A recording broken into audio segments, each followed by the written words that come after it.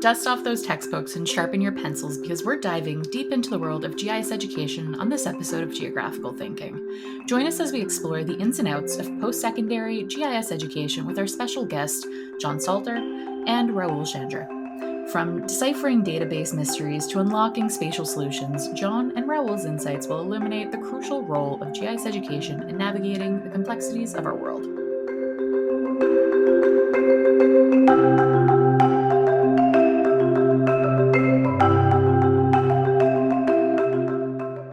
Welcome back to Geographical Thinking. I'm Michelle Brake, and I'll be your guide as we explore ideas, stories, and conversations through the lens of geography. Joining me today are John Salter and Rahul Chandra. John is the Esri Canada Director of Education and Research. His role is to promote GIS in both K-12 and higher education. The Education and Research Group provides support to customers, develops teaching resources, and delivers workshops and events to help teachers, professors, and instructors incorporate GIS in their classrooms. In higher education, Esri Canada also has programs to reorganize student excellence using GIS, including the scholarships program, the Esri Young Scholars for Canada Competition, and the Esri Canada Centers of Excellence program. As another part of the role within this department, the group actively partners on academic research projects using Esri software. John completed his PhD at UBC, where he worked as a researcher before joining Esri Canada. Rahul, on the other hand, is a technical lead with Esri Canada's technical support team. He focuses on enterprise geodatabases and related technologies and spends the most time assisting clients with issues related to enterprise database platforms, including SQL Server, Oracle, and PostgreSQL. Rahul has an undergraduate degree from the University of Toronto and a postgraduate certificate from Fleming College, where he also teaches courses on databases and programming. Thank you for joining me today, John and Rahul. Welcome to Geographical Thinking. Yeah, You. thanks for having me. Good to be here. Awesome. How are your days going so far? I know it's a busy time in the education world as we round out the, winter semester. Yeah. So at Fleming College, they just started the third semester. So it's a 10-month program at Fleming College. There's two 4-month semesters. So I typically teach in the second of those two semesters, which goes from January to April. And then May and June is when the students are working on their collaborative projects with external clients, all culminating in an open house showcase at the end of June. So at this point, I've kind of wrapped up my teaching responsibilities and I'm more just around if students have questions about their projects. And then I'm looking forward to going to the open house like I do every year just to see, the final projects and what everyone's come up with. Yeah, and Gotcha. in the education and research group, we've just rounded out our two big competitions of the year, which is the Esri Young Scholar Competition and the Esri Canada Centers of Excellence Programs App Challenge. So those both wrapped up end of March into April. Of course, students are through exams, and we're heading into that part of the season where a lot of our work is focused on the academic research side of things because classes are out and students have a bit more time to contribute to research projects. Gotcha. So not summer vacation yet by any means. Never. Awesome. Well, I guess to get us started, how have both of your careers intersected with the education side of GIS? I know we've briefly covered that in your intros, but in your own words. I've had a little bit of a kind of an intersection, I would say, with every aspect of education and GIS. And what I mean by that is, so I did my undergraduate at the University of Toronto, the St. George campus. So I graduated in 2011 from there. And at the time, they didn't have a major in GIS. What you kind of did is you did a major in geography or any other discipline that you happened to be interested in. And then there was one professor, Dr. Don Boys, who taught pretty much all of the GIS courses.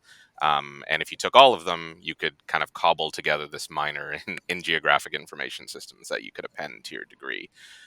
So I ended up doing that. I did my undergraduate thesis with Don Boys as my advisor, which was on at the time the Greenbelt legislation was just kind of coming to pass. It passed a few years earlier, so we were looking at just the spatial distribution of housing development and housing starts as a result of some of the work that had been done with the Greenbelt legislation. And so that really got me interested in GIS. But what I found upon graduating is that I didn't really have the job skills to actually get a job in the GIS industry. So I had two choices at that point. I could either have continued down the academic path and did, a master's and a PhD and maybe look to do something more along those lines. But Dr. Boys also mentioned to me this program at Fleming College, which was a 10-month graduate certificate. You kind of just go, it's super intensive, it teaches you job skills, and in a year you should be able to graduate and get a job out of that. So I ended up doing that program, graduating in 2012, and then I got hired as an associate GIS analyst at Esri Canada, which I would say was kind of my third level of education in GIS, right? Because that program is very much intended to be a developmental program to take what you've learned in the academic settings and combine them with a more accelerated pathway to getting on the job experience. So I did that program for 18 months. And soon after that, I got asked to teach courses at Fleming College as well as an instructor. So I've been teaching there, teaching two courses in database and programming ever since 2013. So in terms of my career and how it's intersected with education and GIS, it's kind of been almost at every level. And also both as a student and as an instructor. Wow, that really is kind of a full circle moment covering all of the things that you could possibly touch within the sides of education. Now, John, I know you come at this from a slightly different angle, but still an education path. What does your career look like with the intersections in education and GIS? Yeah, I've come to realize over the years that that my story in GIS, particularly my introduction to GIS, is a version of a very common story, which is that I was in an undergraduate program in forestry, and there was this course called Introduction to GIS, and I at the time had no idea what GIS was. So, but in taking that course, I can still actually remember the moment in a computer lab the first time I did a buffer analysis in ArcView 3.2, where it just clicked for me, and I understood, this is what this is for, and I could see the power of GIS as a way of representing and analyzing the world. So, as you've alluded to, I took the other path, which was the academic path. And all through my academic journey, GIS has been a big part of the work. So in my master's degree, incorporated GIS and spatial modeling with 3D visualization to look at timber supply futures in forestry. And then veered a little bit going into my PhD and actually went into the urban environment. And similarly, again, using GIS and spatial modeling, looking at energy and emission futures related to climate change. So looking at the impacts of different types of urban form on energy use and emissions. And it was actually through that work that I met my predecessor in this role, Brent Hall, who was Director of Education and Research before me. We were working on a natural science and engineering research council grant, and that led to me joining Esri Canada. And of course, in my role now, still very connected to the education market, both in K-12 and higher education.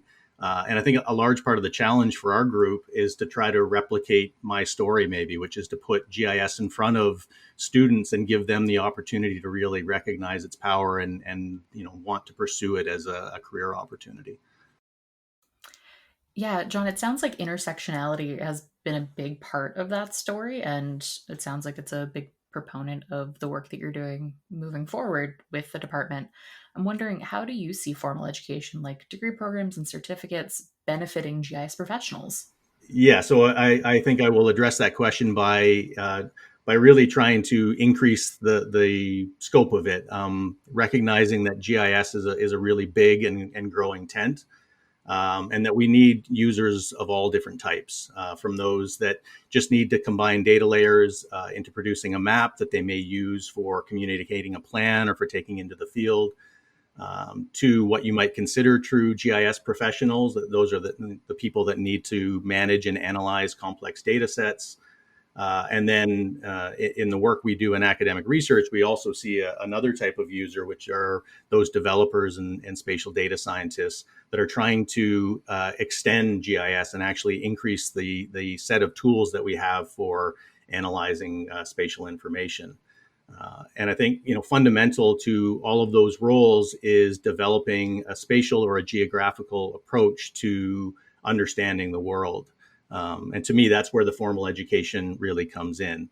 It's helping students connect those underlying spatial concepts to the tools that they're using, so that they're not just learning what tools to use, but really why they're using particular tools. And I think an analogy here is maybe useful is I've been using Adobe's suite of tools for my entire career, Photoshop and Illustrator, and I'm capable of getting to the point of the layouts that I'm looking for and trying to communicate information effectively that way. But I know that I lack that underlying theory and conceptual understanding of graphic design that would allow me to probably understand before I even start what tools I should be using and why I should be using them. And I think that's the same in GIS, is having that formal education so that you really understand the theories and the concepts and how they connect.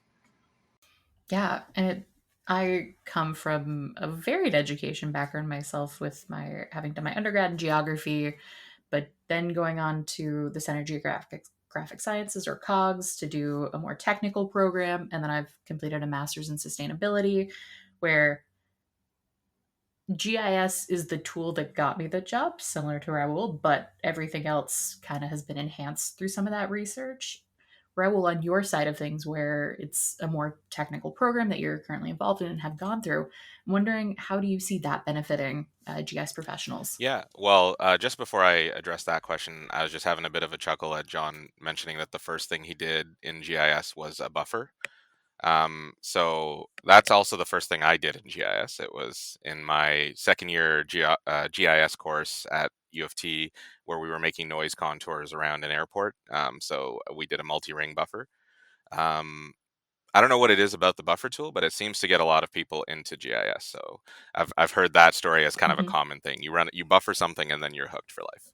Um, but I don't know if that's just me, but um, yeah, and in terms of kind of the formal education side of it, I would agree with pretty much everything John just mentioned in terms of GIS is kind of a means to an end, right? And the end is this greater understanding of the world around us, right? And um, where the technical side of it comes in is that you know you still need to know how to execute the workflows in order to get you from point A to point B, right? So while it's true that having a map without an underlying story to the map is probably a pretty boring thing if there's not a larger context there, the methodologies and the buttons to push and the workflows to follow in order to generate the most effective map that you can generate that tells the story that you want it to tell, is still kind of an important series of skills to have, right? And I think that would be why, for example, when I graduated from U of T, I found it so difficult to find a job, right? Because I was up against people who knew how to do all of those things, and I knew how to do maybe a subset of those things.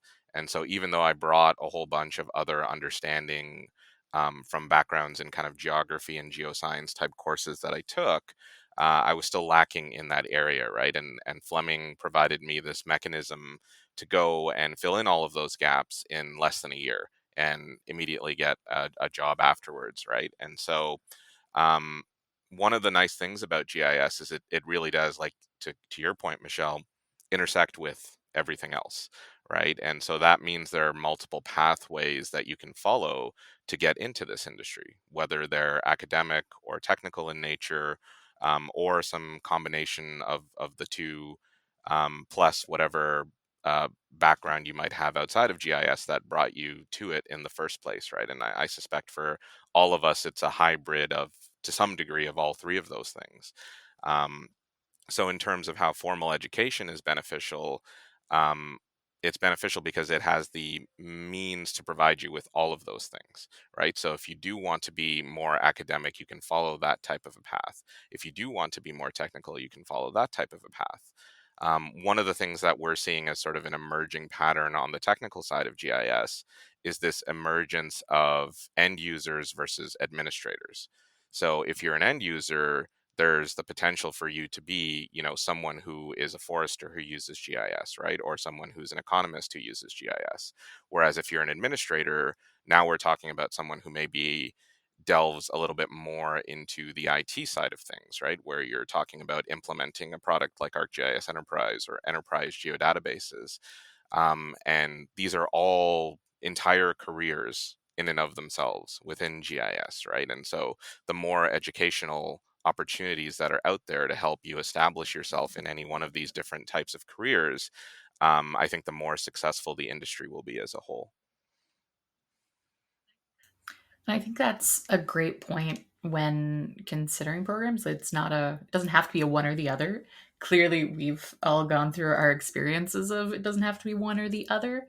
But I remember having talked to some students at one point that were going to COGS, and they were wondering, like, oh, well, you did an undergraduate degree and now you've come and done one of the programs there.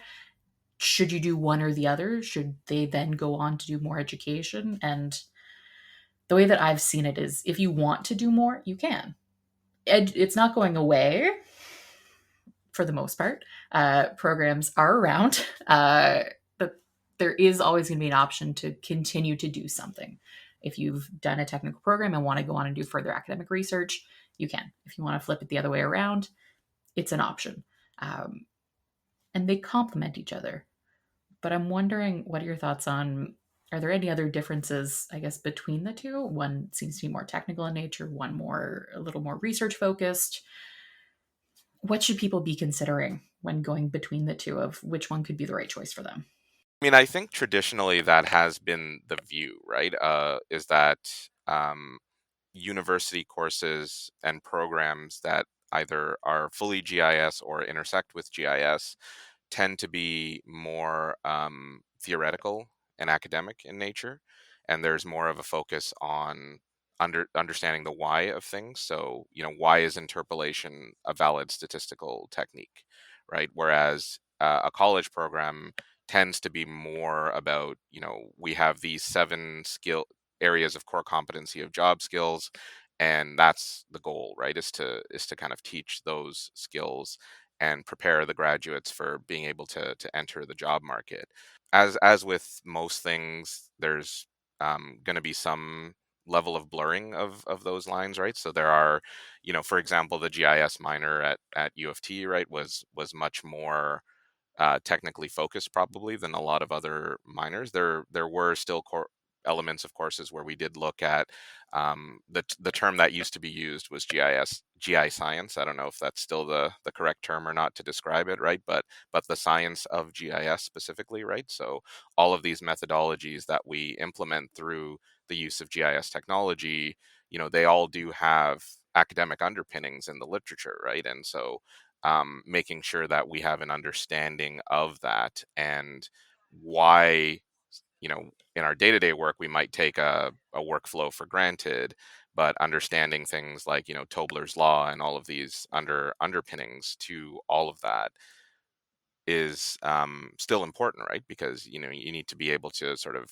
rigorously and academically defend the conclusions that you reach, right? With a lot of this analysis and a lot of these outputs. And so I think traditionally that is how the two categories have been viewed. And I think for the most part, that's been my experience as well.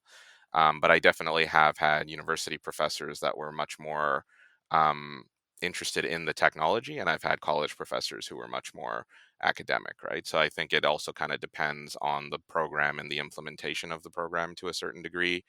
Another thing about college programs, because they do tend to be much shorter in terms of their time span, is they are also an entryway into GIS for people who are going through programs like Second Career and making a very quick and rapid change from one career to another, right? Whereas I think with to go through like a 4-year or a 3-year undergraduate program is probably asking a bit much, right, for somebody who has a family and kids and has to think about, getting employment fairly quickly, right, or even maintaining employment while you're a student in the program, right? So um, a lot of college programs, I know the program at Fleming, for example, also offer part-time programs, right, where you can continue employment and do the course in 2 years instead of 1 year. So those types of things.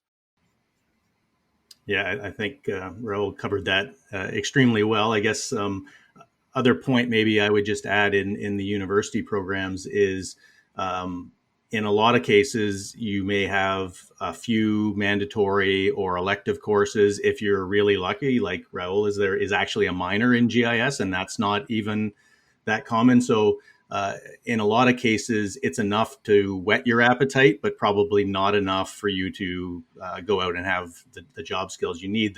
The interesting thing in the university environment is most often, because it's only a set of courses or a minor, it's usually situated in some other domain, right? So it might be, how does GIS apply to forestry or oceanography? And I think that's very useful, from the standpoint of learning how to think critically with GIS, how to apply GIS. But ultimately, I think coming out of an undergraduate program, there really are those two routes. You can go to one of the postgraduate programs at a college and really learn the professional side of GIS, or you can explore it through a master's and a PhD and do a lot more self-study or more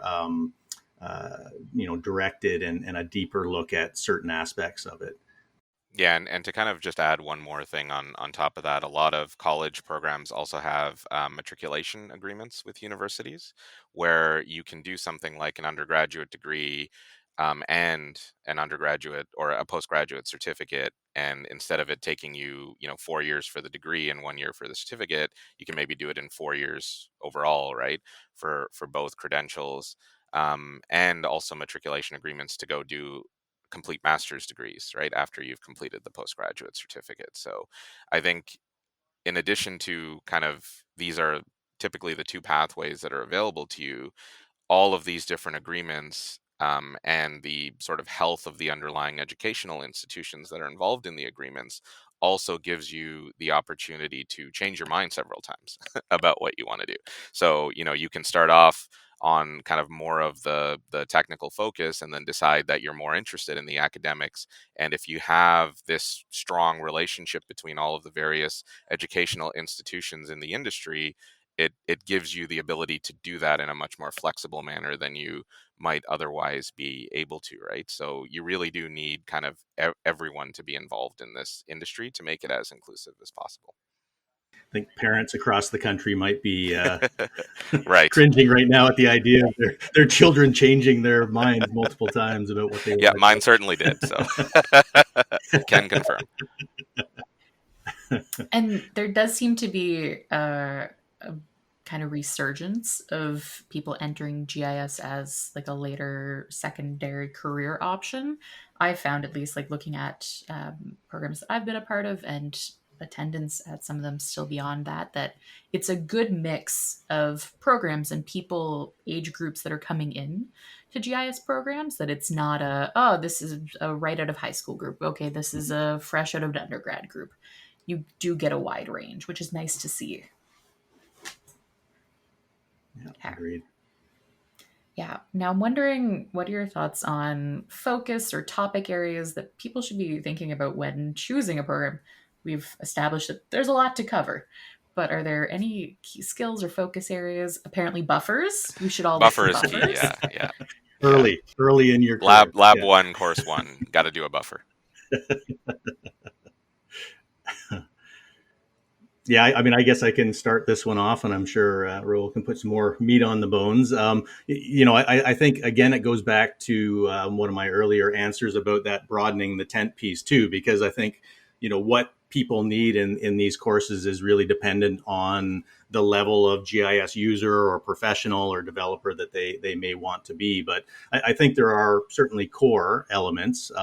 Obviously, there's the real fundamentals, which is understanding vector and raster data types and coordinate systems and projections, all of that, really fundamental stuff. And within that idea of understanding the representation of space and these different data models is really important.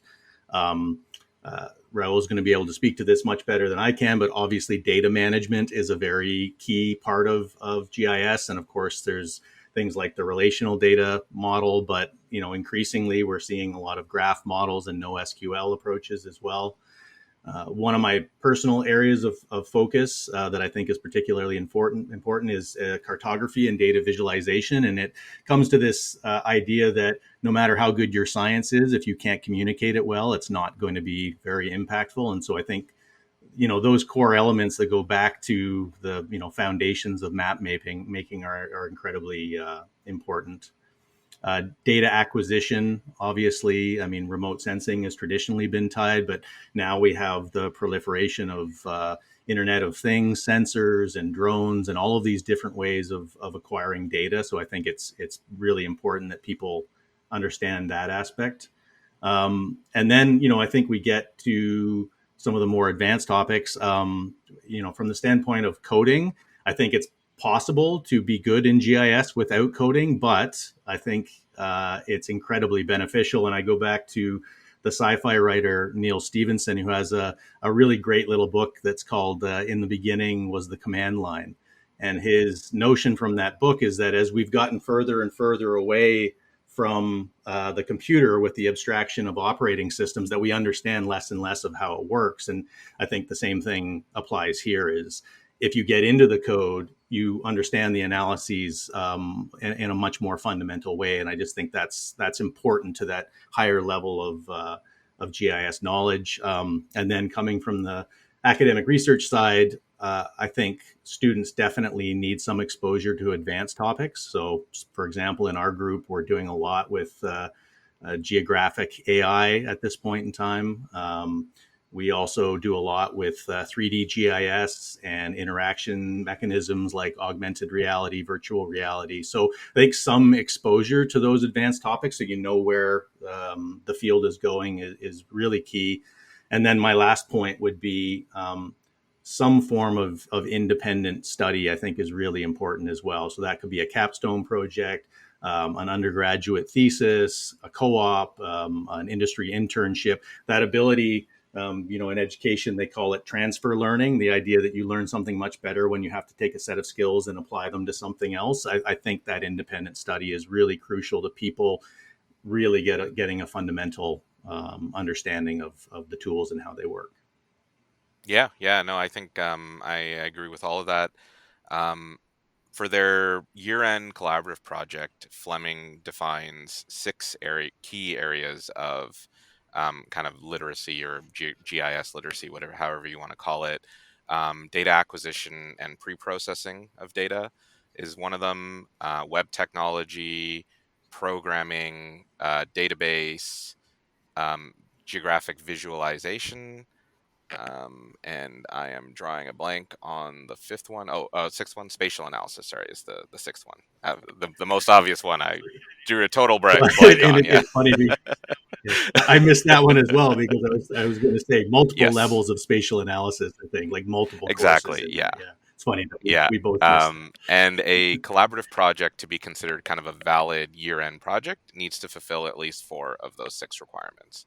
And oftentimes it's the case that a project ends up fulfilling all 6 of those requirements, just because there are kind of interdependencies between the different competencies, right? So, for example, if you're conducting spatial analysis on data as part of your project, you've probably also done some data acquisition and pre-processing leading up to that point. So they're also interrelated, right? These 6 different core competencies. And I think if you were to look at other programs that do have, like John was alluding to, either a year-end or a collaborative or a capstone project, and I do agree that that's some form of independent study is a very important aspect of a formal GIS education, because it's the thing that gives you the opportunity to actually apply everything that you've learned in the program.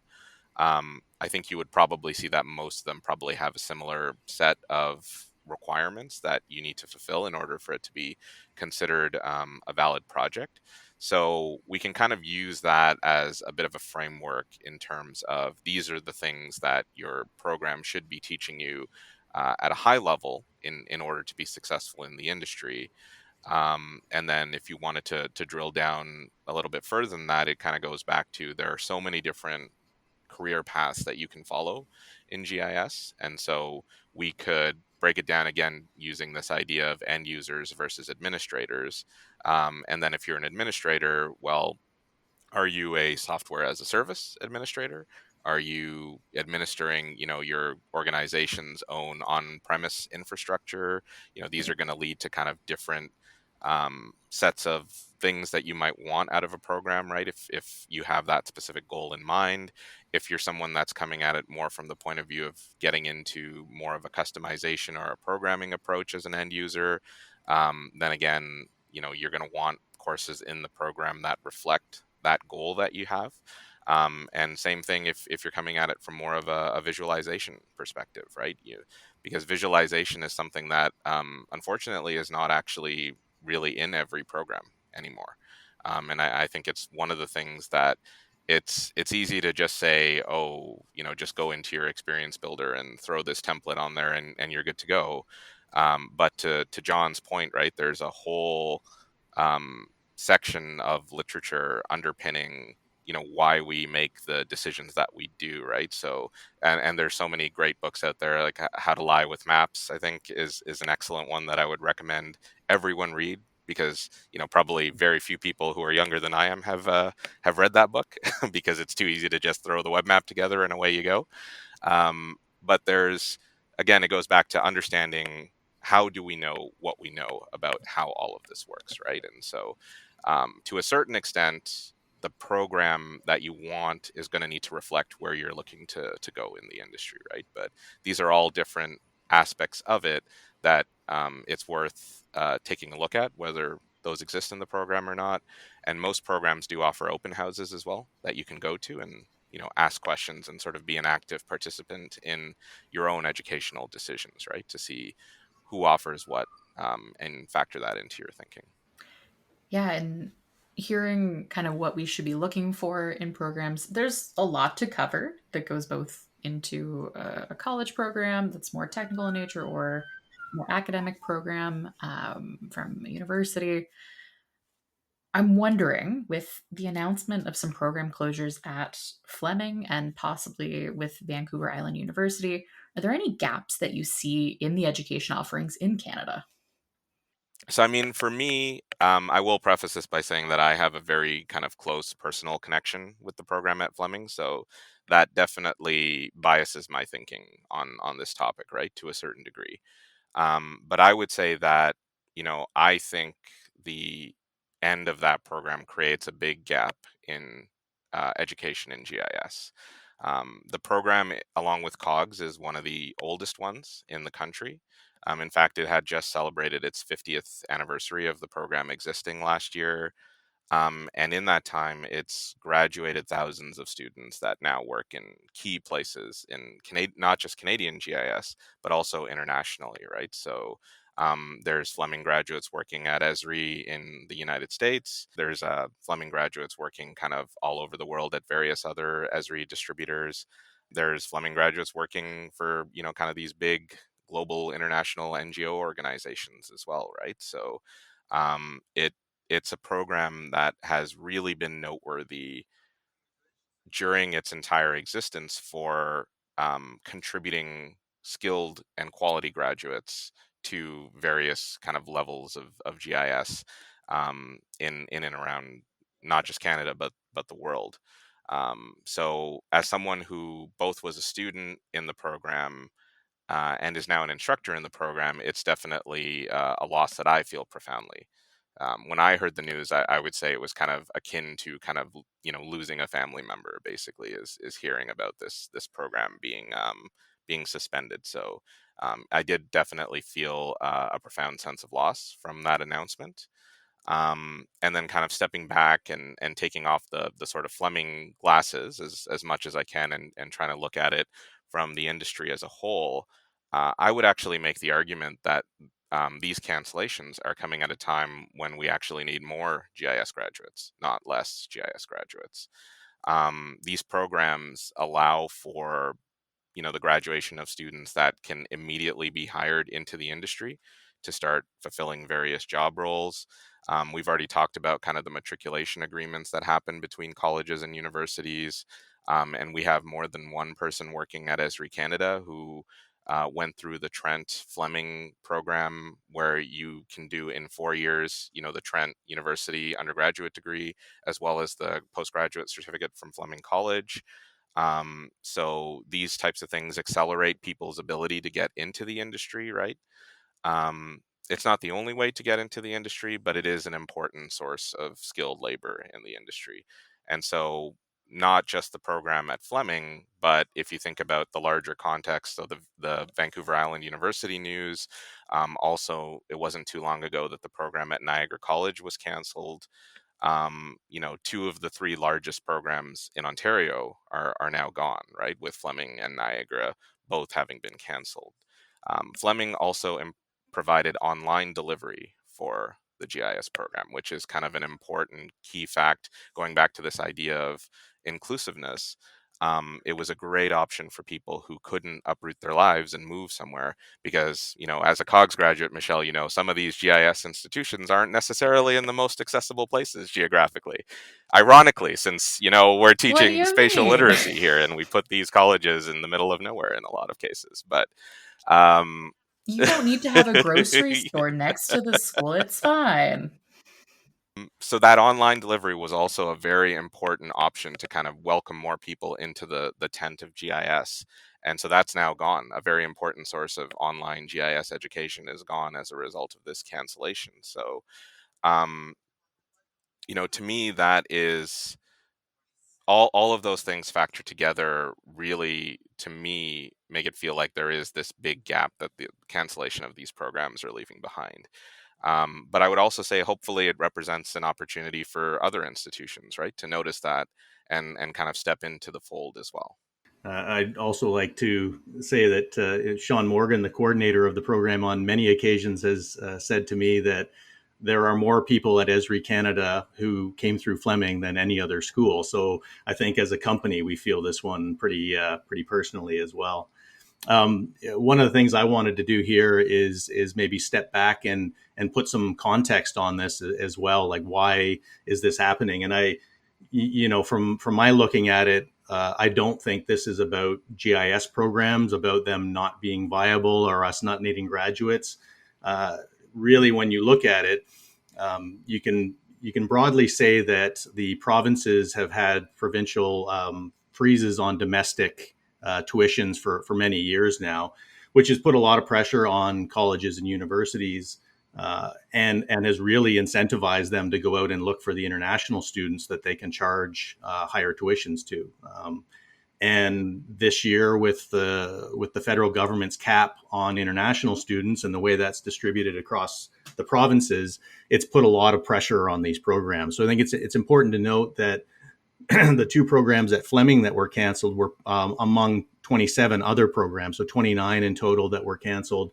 And at Vancouver Island University, in addition to the two programs that were canceled, there were another 4 programs canceled. And if you look at the provincial funding situations, that kind of makes sense because Ontario is probably in the biggest challenge from the funding perspective. So I do think it's important to note that it's not about industry demand for these programs. We all know, we know internally from our own growth at Esri Canada, but also what we see with our customers, that we do need more highly qualified graduates, not fewer. So I think, as Rahul's kind of alluding to, this puts a lot of pressure on programs like BCIT in BC, because Vancouver Island University was the only other postgraduate college program, and it was really fledgling. It started in 2017. And on Algonquin in Ontario is really the only other program that's offering these kinds of services now. And we need a lot of graduates coming out of those programs to fill all of the roles that we see. So, I think as an industry partner, obviously we have to look to what we can do. I can say for Vancouver Island University, we were given essentially a day's notice to express our support for the program. And to my knowledge, nobody knew about Fleming's program cancellation, from the advisory committee to the instructors to the unions. Nobody knew about that. So there wasn't even an opportunity to do that. But we really have to do what we can to make sure that the value of these programs is well understood, and to see what we can do to provide maybe some more direct support for them. But yeah, I think this is really a critical situation, and something that we don't want to see continue with other programs. And I think that's a great point, that we are so closely tied with the education sector, as it feeds directly into who we have coming into our organization. Um, there definitely seems to be a need for more, not less. I'm wondering, just to round us out, what advice would you give to someone considering a career in GIS, particularly in terms of education or professional development? I think, as I was thinking about this question, to me the big thing that I would want to express to students is choice. It's the fact that a geographic approach is widely applicable. It's really hard to think of an industry or a government sector that is not in some way tied to geography, to spatial relationships. And so I think there's really incredible opportunities, and that can be traditional industries like I came through, like natural resource management, transportation, planning, things that have been using GIS for some time. But I think you can look at other fields where it's really expanding, like architecture, engineering, construction. AEC is one big area. It's increasingly being used in health and public safety. I think the list really goes on. So there's a lot of different opportunities for somebody with these skills to apply them in really important and interesting areas. And I think key to that obviously is developing that fundamental understanding of it, right? The understanding the theory and the concepts, understanding the tools, and once you've developed that fundamental understanding, I really think it's almost limitless the way you could apply these tools in many different areas. Yeah, I would agree with all of that. I mean, at the end of the day, pretty much everything is spatial to one degree or another, right? And so that, to John's point, that's why you're now seeing, the emergence of things like indoor GIS, which has been around for a while, but is now kind of getting sort of more and more into these different specialized areas like architecture and engineering and those types of industries.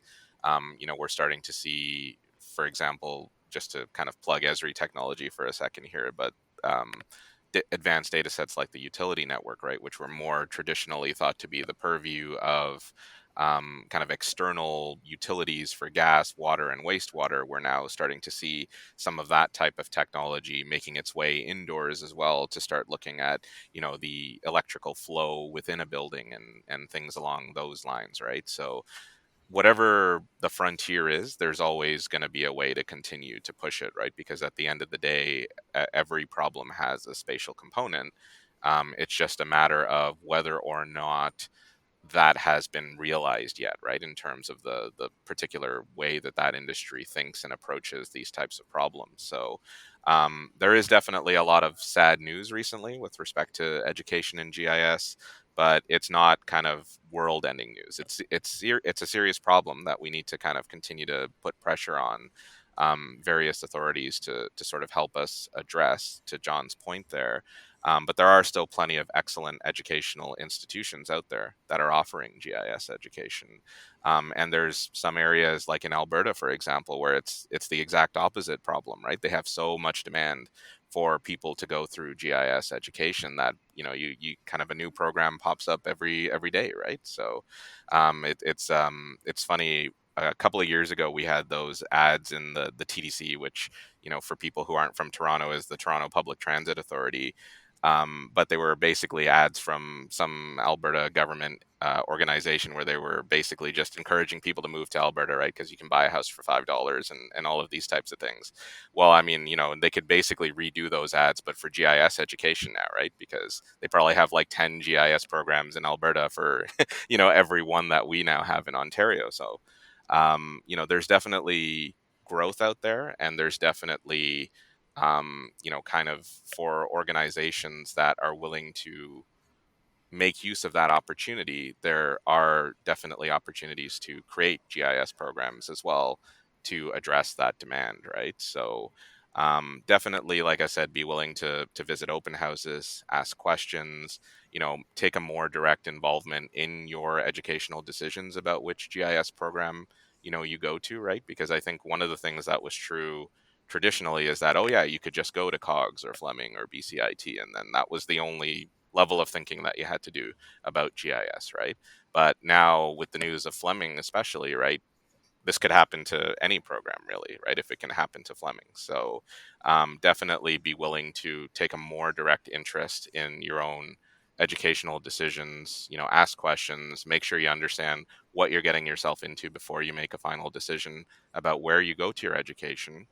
And to John's point, if you decide that none of these appeal to you, that's fine as well, because these programs are not the only way to get into the GIS industry, right? So there's professional groups like EURISA, there's the Esri Canada Young Professionals Network, just to name a couple. If you like your current job, there's ways that you can start to be a champion of GIS in your current role, in your current organization, if it's an organization that doesn't currently make use of GIS, right? And maybe professional networking is actually the way for you to get into GIS as opposed to formal education, and taking more of that kind of champion evangelist route as opposed to the educational route. So it really does depend on what you're hoping to get out of it, which pathway you eventually follow. And I think, despite all of the sad news that we've had recently, GIS remains a kind of robust, growing industry. I know I'm certainly busy from dawn to dusk in my role, so I could definitely use, a few more hires. So, definitely there's nothing to worry about in that aspect of it.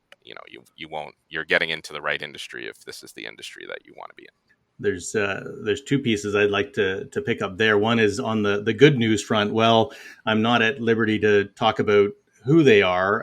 We've been asked to support in the last year one new GI science minor and some changes to another program. So, to Rahul's point, there is certainly growth in different programs and people that are seeing this opportunity to offer new solutions, new courses and programs. So I think that's important to note.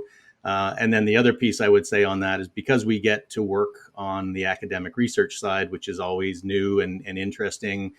We've had projects in history, archaeology, urban design. So some of these areas that are maybe less traditional fields where clearly they're seeing the opportunity and the value of the tools and expanding into these different areas. So there's no shortage of interesting things to do, nor call for people with this skill set to do them.